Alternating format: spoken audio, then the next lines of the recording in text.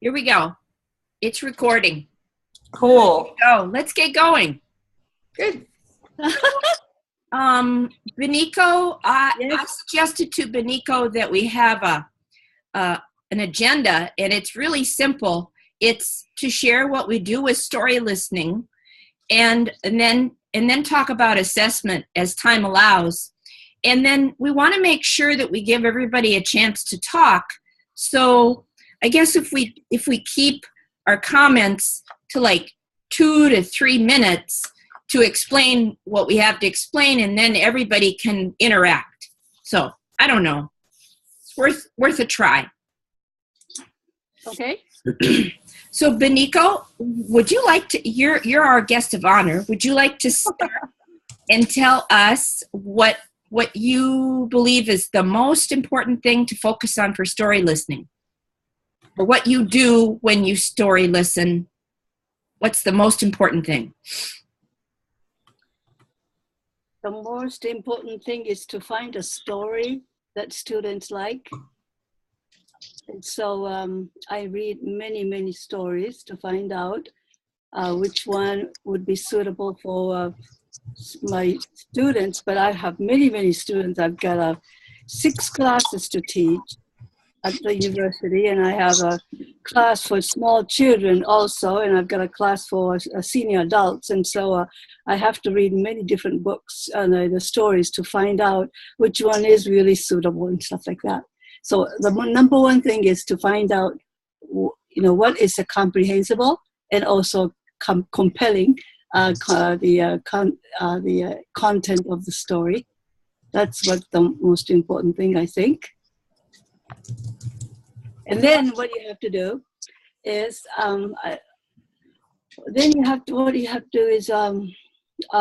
what I do is I pick up the words that I need to tell the story. If you want to when I want to tell the story effectively, I have to use certain words to make sure that the story becomes really interesting. Or I have to introduce some scenes or all the scenes so that the students will understand how interesting the story is, type of thing. And so I pick up the words that I need to tell the story. So sometimes the list of the words becomes very long. It's not like only like 10 or 20 words that I want to teach or anything like that, because I'm not a native speaker. And so I need the guideline for me to go through some of the expressions and the words and stuff like that also. And so I have words on a list, and so that's what I make when I'm preparing for the class. Okay. Jelaine, would you like to jump in? One moment, I'm finishing typing that so we have a document. Wow. All right. And then I'll have to go back and watch the video to record my own comments.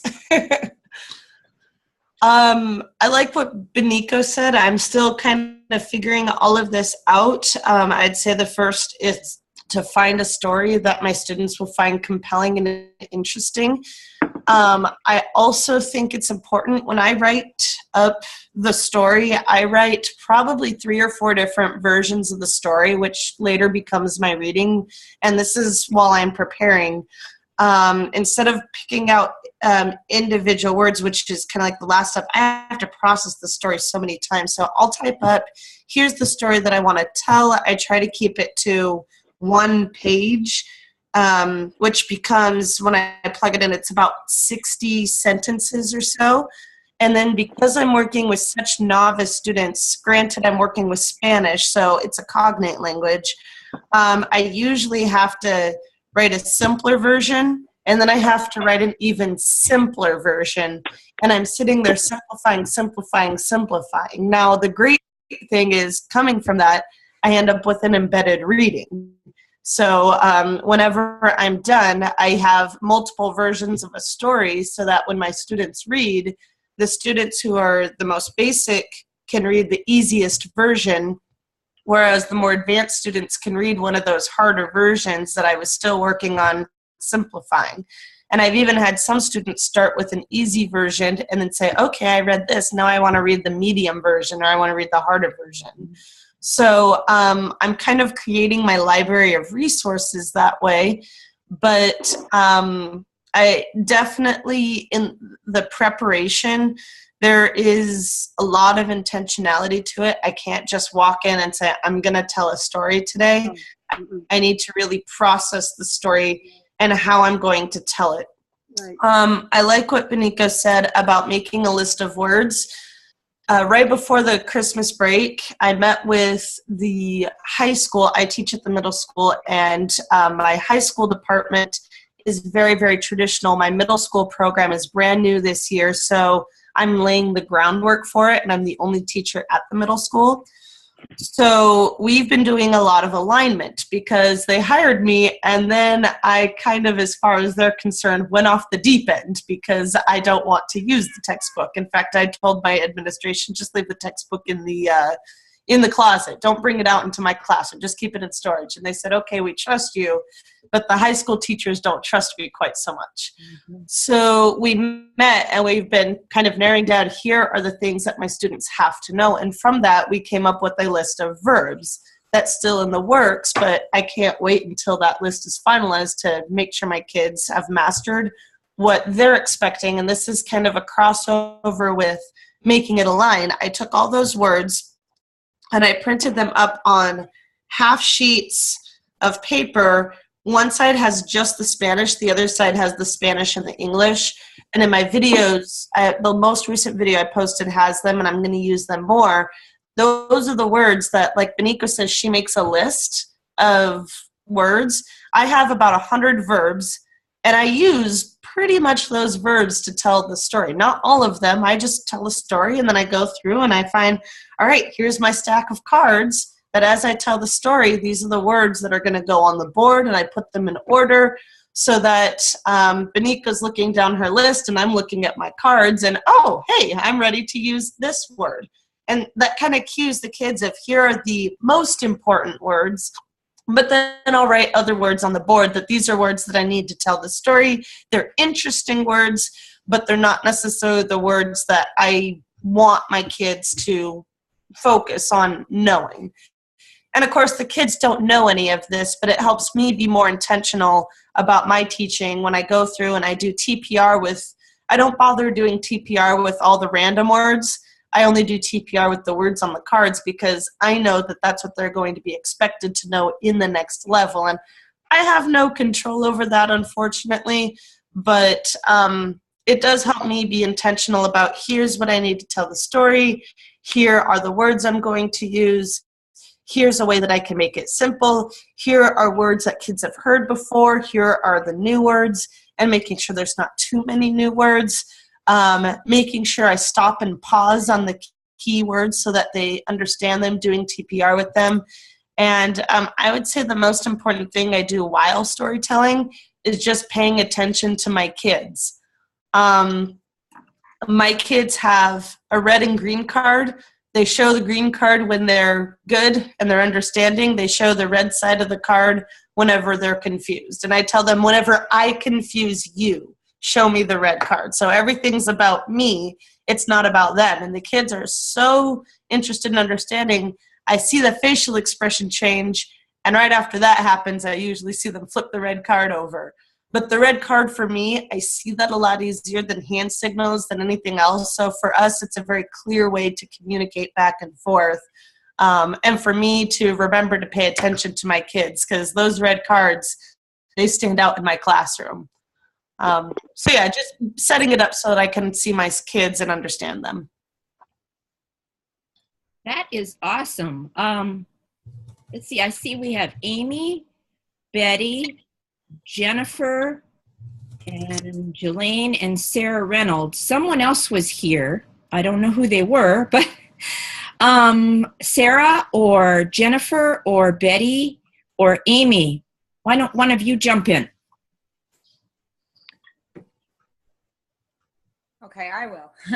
Good morning, or whatever time it is. So I'm in New York, I teach high school Spanish. This year I'm teaching 9th graders.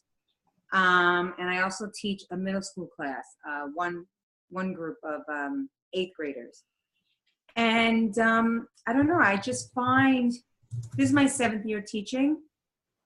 And I guess like what I've been seeing is like every year when my students come in, I just feel like they're just weaker and weaker and weaker. And, you know, they're expected to know a certain amount of material when they come into the levels. And I feel like a lot of them are just not at that level, you know. Like last year I taught grade 11, which is Spanish 4.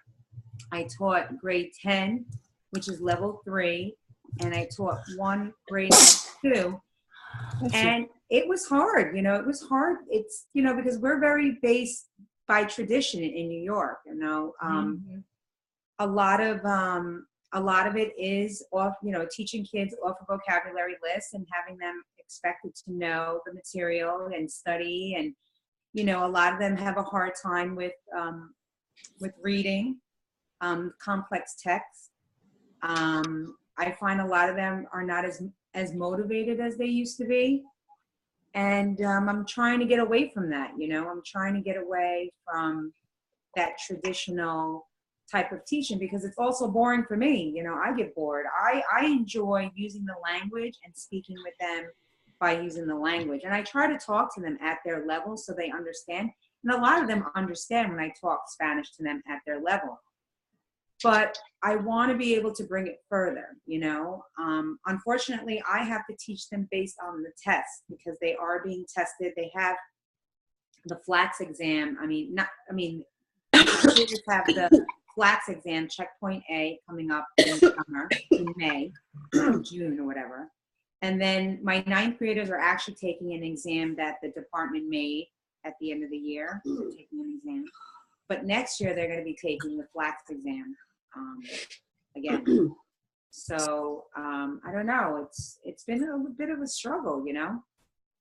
I'm trying to get away from that, which is why I reached out to Ben Slavic, and I knew a lot about TPRS. I've been following Dave Blaine. I've never actually taken one of his workshops, but we have a French teacher in my school who was actually talking with me about taking one of David Blaine's workshops, and I just never came around to doing it. So I was hoping to take something like that over the summer, but then talking to Ben, you know, I'm hoping to maybe take one of his workshops over the summer instead of going to one of David Blaine's workshop, because I'm really interested in this whole comprehensible input and everything. So I'm relatively new to it, basically.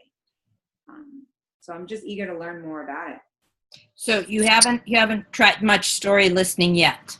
I tried a little bit. I did do a little bit of circling with them. They loved it. They were laughing. They were the story. It was basically like a sentence. I think I did something like Juan come tacos. ¿Quién come tacos, clase? ¿Quién come tacos? Juan come tacos. And then so I was doing that with them, and then I started involving the students in that circling, and they loved it. They were giggling. I could see that they were excited about that, just that little bit that I did. So I'm not trained in it, you know, so I don't really know what I'm doing yet, you know. And I think by watching you ladies, I've been watching Jeanette, and I think it's great. Tina, I think it's great what you guys are doing. It's amazing. I love it. I think you may be talking about Jelaine. Jelaine is the one that's posted so many videos. Yeah. Amazing stuff. Amazing. And mine are videos of story listening, whereas Tina has some videos of story listening, but she's been posting videos from the beginning of the year doing Blaine Ray TPRS, which, you know, isn't TPRS, whatever you might want to call it. And I think that's where you're getting more of that circling from. Okay. I've never really honed in my circling skills, and that's what you're talking about there. Okay. But one of the reasons that I liked story listening so much is it's simple, and there's a few key things that you need to do in it, but it's a lot less to keep track of. And that's part of the reason I switched to story listening. We did 6 weeks of what Tina's doing, and that's what you were describing with the one-word images and that kind of thing. Okay. But my ADHD brain, and I don't say that lightly, I am actually diagnosed ADHD. I relate to my kids a lot.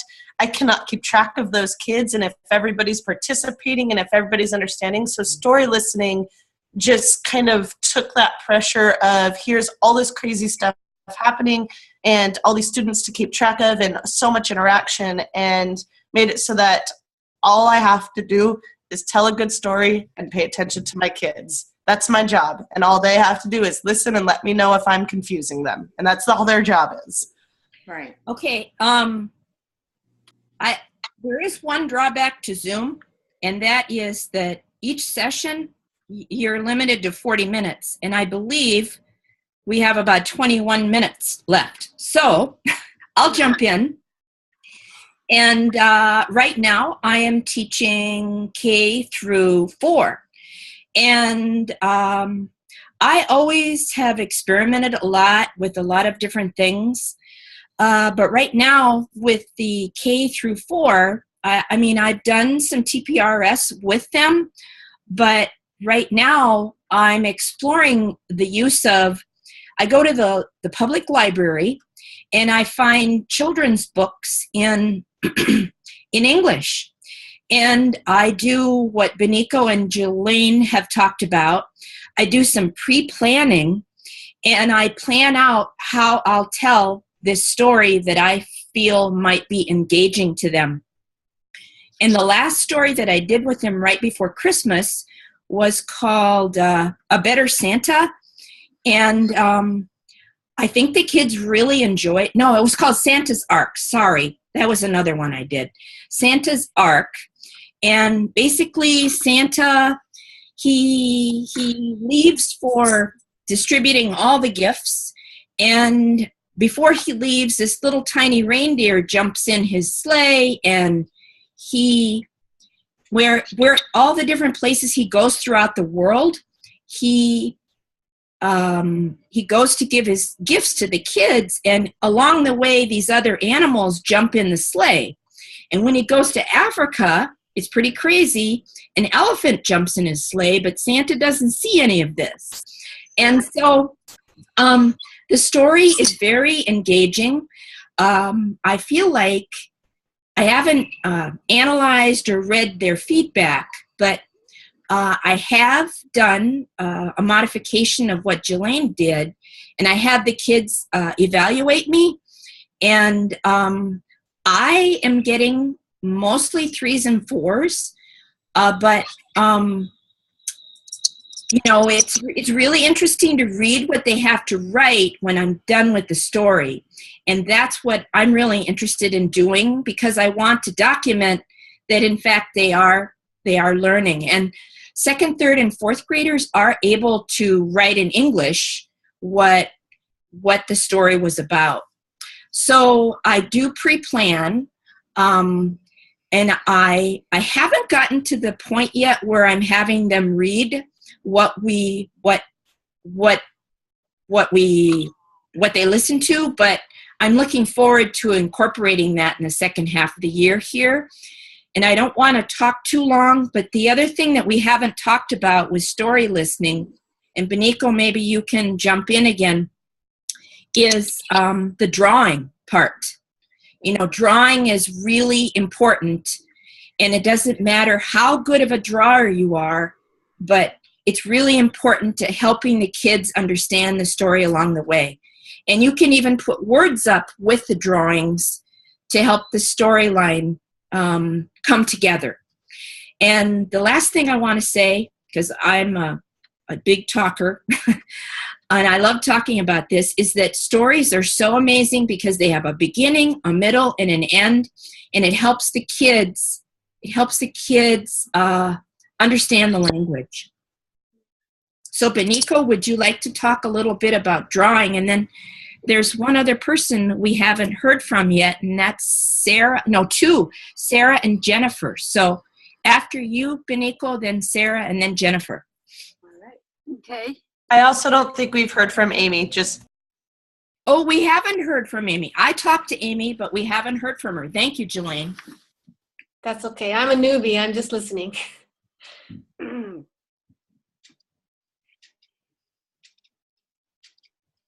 So am I going to talk? My turn? Yes. Yep, go for it. Okay, you know, Jelaine knows this, but I have been writing an orientation book for teachers for the story listening. And the thing that you have been talking about is all in the orientation book. But I wish you will be able to read it very soon, because I think this is going to help you with your questions. Drawing is very important, because when you tell a story and when you draw and then you write down the words and then you explain those things, the students use all the senses. They will hear it, they will watch it, and they will feel it. And so, for example, you have to do it very quickly, very slowly. But I would say something like and I also think that it's a very good idea to use already made stories. Like this is, I don't know if you can see it, but this is one of the Grimm's fairy tales. But this one is called The Wishing Table, The Gold Ass, and the Cudgel in the Sack. And this story is very, very long. I don't know how many pages there are, like 8 pages.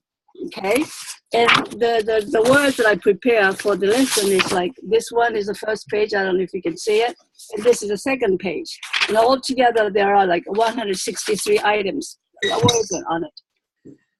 But anyway, I think the reason why I think the story, the Grimm's tales or all these ready-made stories are good is because there are so many different words that we would never use in our daily conversation.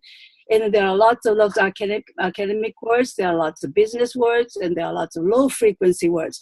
All these stories are written usually like 85% of the words are high-frequency, 2,000 word level words. But then the rest of the 15% is made out of low-frequency words, academic words, and technical words. And so that's why I recommend that instead of you just creating a story, but use ready-made stories. And also when I do this, I always draw a picture. And then in order to introduce one concept, I probably use like 3 or 4 different sentences to introduce one concept. For example, I don't just say, a long time ago there was a king. I wouldn't say that. A long time ago. Many, many years ago. I don't know how many years ago it was. Maybe it was 300 years ago, 400 years ago. We don't know when. But anyway, it was a long time ago. I spent this much time to gather students' attentions. And I think when we tell a story, I think it's very important to have the students come to the same space. You know what I mean? The same space of a conscience or whatever. Conscience or the space of a spirit.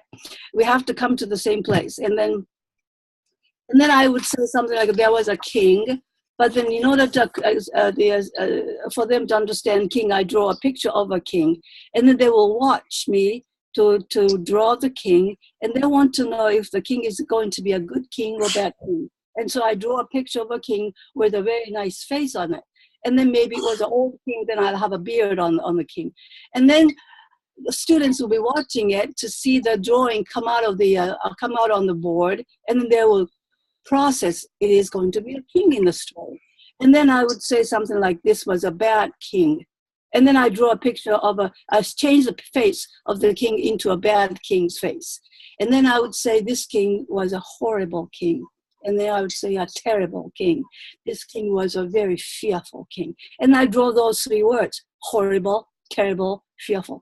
And I would say, this king liked to kill people. And I was write down kill, okay? Something like that. I spent a lot of time explaining about the person and the scene using different words.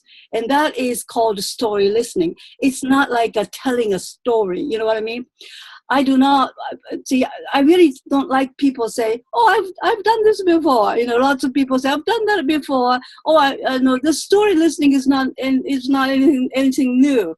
But then I don't think very many people have done this consistently every day to a different classes for 25 years or for at least for 3 years for the group of students. I think you have to do this almost every day to a group of students, at least for 3 years. And then you can bring the students all the way to the higher level, to upper intermediate or lower advanced level. You can do this you can do this in your own country. You can do this, you don't have to send the students overseas to learn another language. The reason why I really recommend this to the people who are teaching another language is because I think we should start thinking about paying more attention to the regular students, the poor students, the people who don't have money. Lots of people say, "Oh, you can go to another country and learn another language," but then there are many people who don't have money, and this is a thing that we have to think about. When we teach another language, the most of them are beginners. 80% of them are beginners. Only a few people will go up to the higher level proficiency level, and so I really do think story listening and story reading. This is the most important part of the language teaching that we are missing in our education. That's what I think. Yay! Yes. Okay, So, it says our meeting will end in 10 minutes. And I'm so sorry. I see someone on the screen here. Can you introduce yourself really quickly? Is it Sarah or Jennifer? I'm Jen. Okay, Yeah. Jen, you want to tell us really quickly something you do with story listening? Yeah, I can go really quickly. Do I just talk? I don't know how the technology moves. Okay. So I'm Jen, and I have been teaching for 28 years. And I just started the story listening about a month ago. And pretty much everything Beniko just said is what I'm aspiring to, because I teach, I'm actually a new teacher, 2 years, just my second year, in a very traumatic, high poverty district.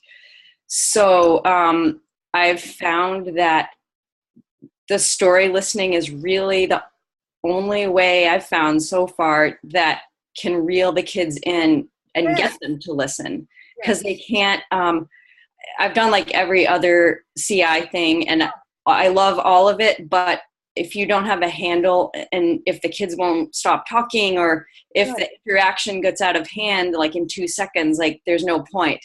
So I can't really do anything other than story listening that will really quiet the whole class. Right, exactly. I have very bad students in Japan too. They are not interested in learning English. They are not motivated. They don't care about learning. But then when I start telling a story about a dog who is going to be killed the next day because he's old and he doesn't have any teeth, and so the master is going to kill the dog the next day, they'll say, why? They'll start looking. Yeah, so it's very, very important. This is the most effective way. That's what I think. Yeah. Go ahead. Yeah. So anyway, I'm very new at it, and I've also been using Jelaine. I use your reflection sheet. That's helped me a ton to just make everything concrete, because I'm super scattered, and I'm like, oh, let's try this, let's do this, and I can get really just sort of unorganized. And the story listening and then Jelaine's reflection helps. I don't do it for every story with the writing after they listen, but they know they're going to have to do it sometimes, and that just helps the kids feel like, okay, here's a task I have to do, and it's really helped to make it super concrete to them that they are evaluating me on my storytelling. And I love the drawing piece. I'm not good at drawing, but I still love it anyway, and I think that helps lower the affective filter, because I'll draw something up there and it'll be really bad, and I'll be like, es obvio, and they'll go, no, and then I'll erase it in a tray again. So like I play around with that, with my bad drawing with them, just to sort of lower the affective filter. Is this Sarah? Maybe. Is this? Yeah. Hi. Hi. Hello. It's been wonderful listening. This is my second year of teaching, and I just stumbled upon just the broad umbrella of CI, and I am so excited. I too thought I don't think teaching is for me after my first year because my soul wasn't being fed, and I think it's no coincidence that I found the story listening, because I think this is, as humans, what we have been doing for centuries, and the way that we first started learning when we were little. So I just find that those roots are really alive, but I haven't done much of it. So I'm really just all ears on these calls. And I have a lot of questions, but hopefully we can meet again or continue conversations or find some way to continue the dialogue. Thank you. And then Amy, would you like to jump in just for a second? And then we need to find a way to close and maybe move on. Okay, just for a second, I've been teaching with TPRS for a while, but I just got introduced to story listening mostly by watching the wonderful videos that everyone has been so generous in sharing. I'll just make it quick. I have a few questions that maybe you can answer on the web or whatever, but a lot of people say choosing a compelling story. At some point, maybe on the Facebook page, if people can share what their conditions are for being compelling, because I think that's where I get stuck. Mm-hmm. So that's my question. And yeah, I'll pass it back to you guys. Can I answer the question? Oh, yes. Yeah. The story that you want to tell is the compelling story for the students. Yes. If you really want to tell the story, if you think the story is interesting, that will be compelling for the students also. Mm-hmm. You have to be excited about the story. You want to tell the story because you think it's interesting, because you think it's scary, or because you think it is important. And then that shows your vibration goes to the students, and they will like it. Mm-hmm. That's exactly true. Well, it would be great to even continue communicating, not always by Zoom, but I wonder, could we do this same thing maybe on Facebook chat? Mm-hmm. Jelaine, what do you think about that? I do know that there's a one-to-one video chat with the call. We could also do Facebook chat just to open up a chat room to talk. Personally, those can get overwhelming, especially if somebody's not there and then all of a sudden they come back and they have 50 messages to read. Oh, yeah. Google Hangouts also allows you to record things and you don't have this time limit on it. So I can work with you on the technology.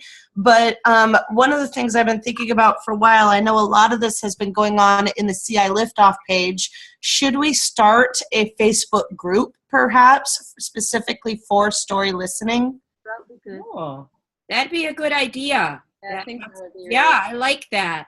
All right, I'll get that set up, and I will make sure that I present it to Tina in such a way so that she doesn't understand that, so it doesn't look like we're going off to do something different, but just to have a focused conversation specifically for story listening.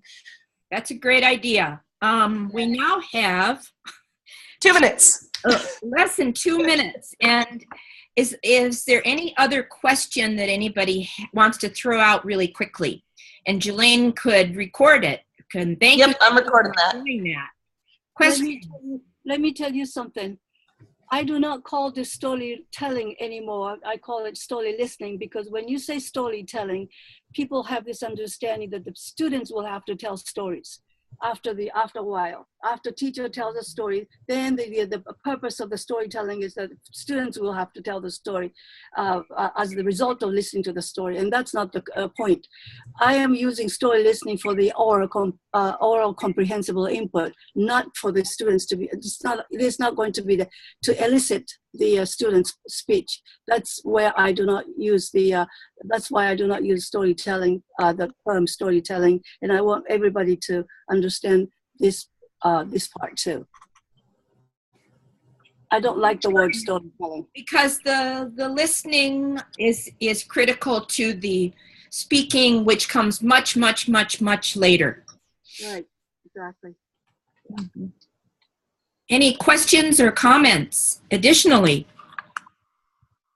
I just think that the actual act of listening is a dying skill. And so this is a really important, aside from the second language aspect of it, people do not know how to listen. So Right. I think it's a great thing that we're doing.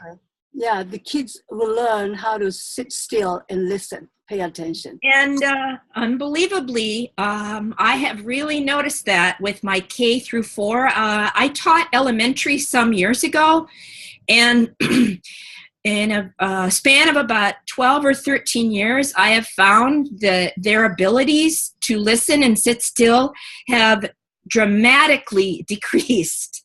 And I too have found story listening, telling them a story and expanding upon it and helping them understand it.